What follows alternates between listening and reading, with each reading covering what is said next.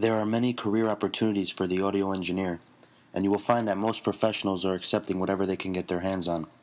Careers like doing live sound at concerts and venues,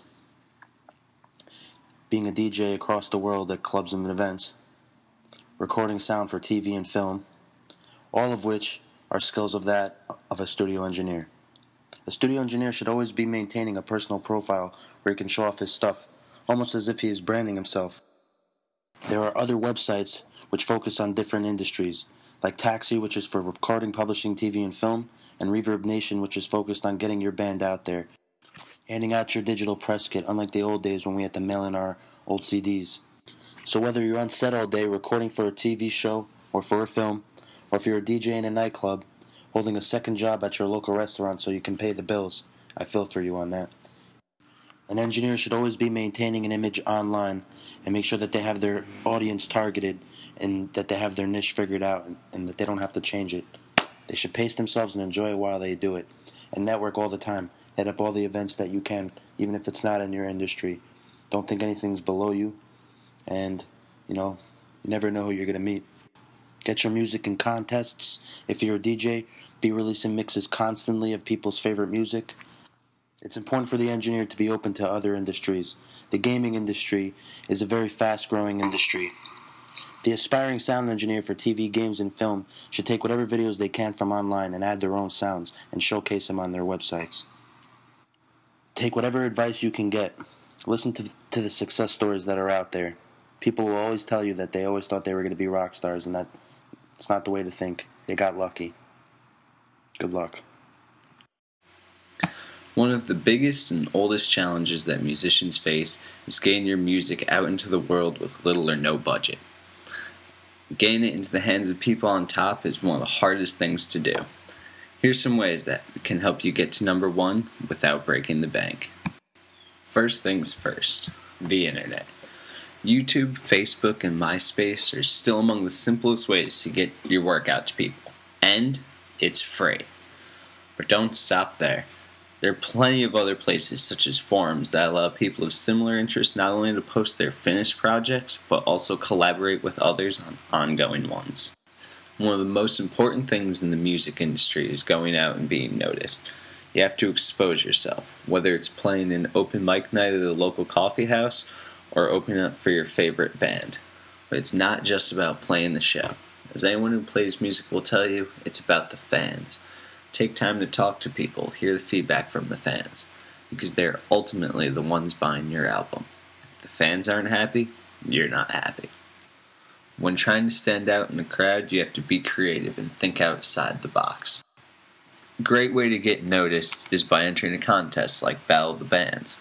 But to truly be creative, try playing at your local park or even at a bus stop. In many instances, it just may be being in the right place at the right time, because you never know who's who in the industry. I hope that this podcast gave you some resources and ideas to help you reach your goal. And remember, it's all about exposure and the ability to go above and beyond. My name is Christian Garcia, and my topic is overcoming the challenge of being a financially successful music artist.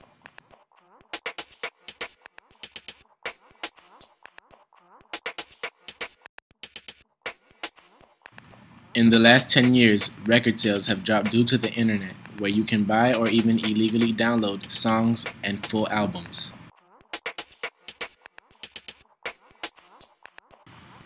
In 2007, the New York Times reported that there was more than a 20% decrease in CD sales, and despite having successful digital sales, the digital sales did not make up for the loss in CD sales. To make up for the drop in CD sales and to promote their CDs, artists are now doing more shows and touring more often. For example, Madonna had 7 concert tours between 1985 and 2006. Each tour had an average of 48 performances. But in 2008 and 2009, to promote her album, Sticky and Sweet, her concert tour had a total of 85 performances, which grossed a total of $408 million. Nowadays, artists are relying on shows and other things, such as TV appearances, movies, etc., rather than just album sales. Hey, what's going on, my YouTube viewers and subscribers? It's Rican Joe, and I bring you this video today to talk about a quick tip on how to get noticed as an up-and-coming recording artist on the internet or anywhere. Okay, so my tip is original music. You need beats that sound good and that you have permission to use, whether it be making them yourself or buying them. Now, if you want to just skip all that technical beat making stuff and you're willing to invest in your career, then you should look at buying beats, or in the upcoming artist world known as leasing, which in short terms is a way for you to gain permission to use original commercial quality beats on your albums or demos by producers like me for a very low price.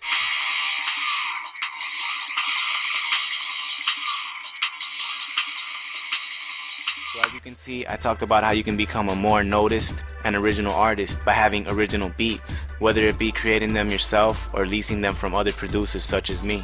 This is a great tip to help you stand out from the rest and get noticed.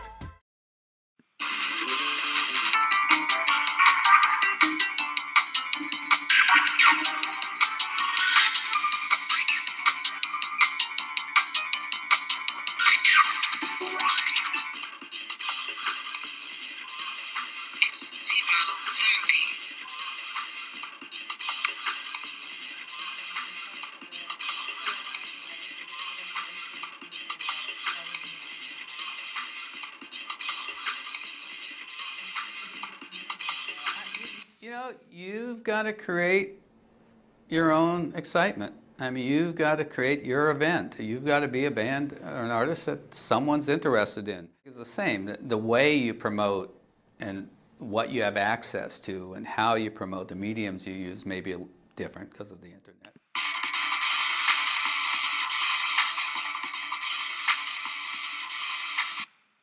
Today, if you're good and you perform and people like you, and people keep coming back, fans keep coming back, which means you've got to think of yourself as a real serious artist. They keep coming, people will notice. People will take notice. It's not going to be a mystery. If you don't, you know, it's like a tree dropping in a forest. No one will.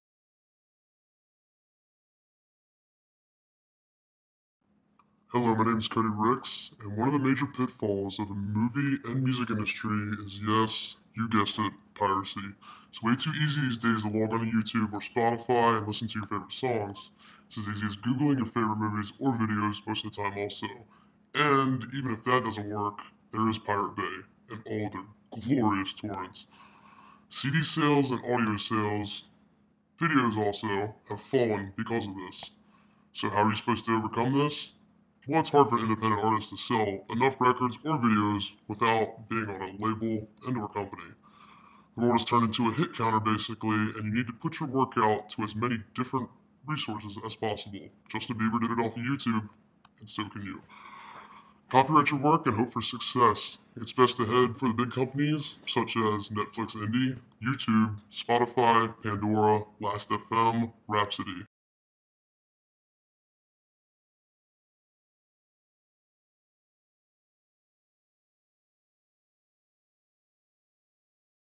Don't get me wrong, your work is going to have to be timeless and receive many views to even see a reward, but it seems to be not only the best way to defeat piracy, but the best way to get noticed for bigger and better things. iTunes seems to be one of the best ways to make money, actually.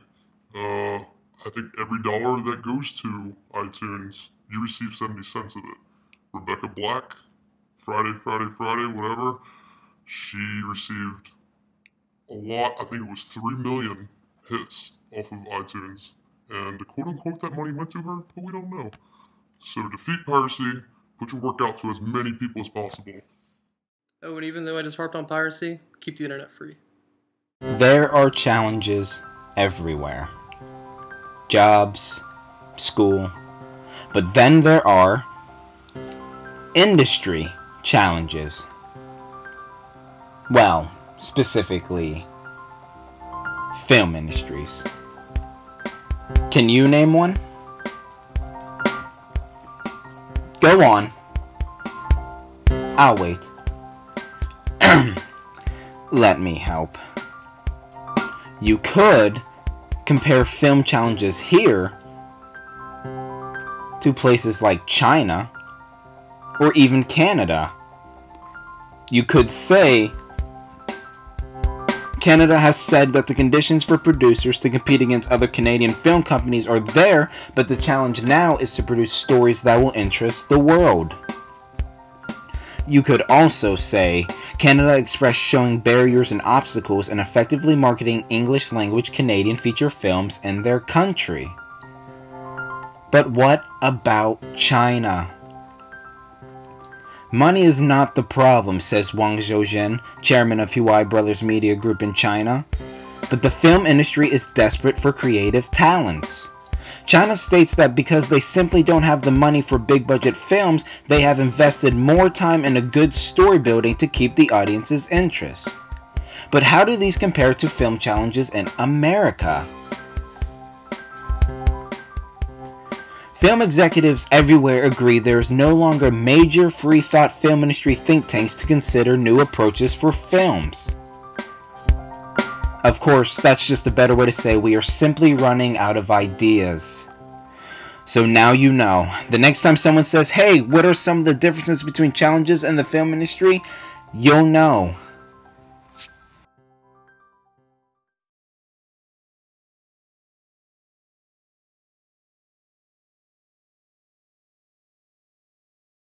Nepotism is the #1 way to get a job in the entertainment industry. The mantra, "It's who you know," is one that's been drilled in every film student across the country. But what if you don't know anyone in the entertainment industry?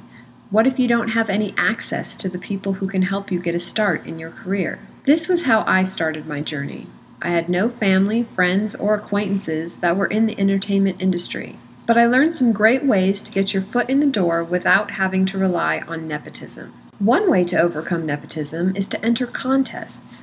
Whether you're a screenwriter, director, or producer, there's a contest you can enter. I'm a writer, and since I couldn't get my scripts into the hands of a production company without an agent, and I couldn't get an agent without knowing anyone, contests worked the best for me.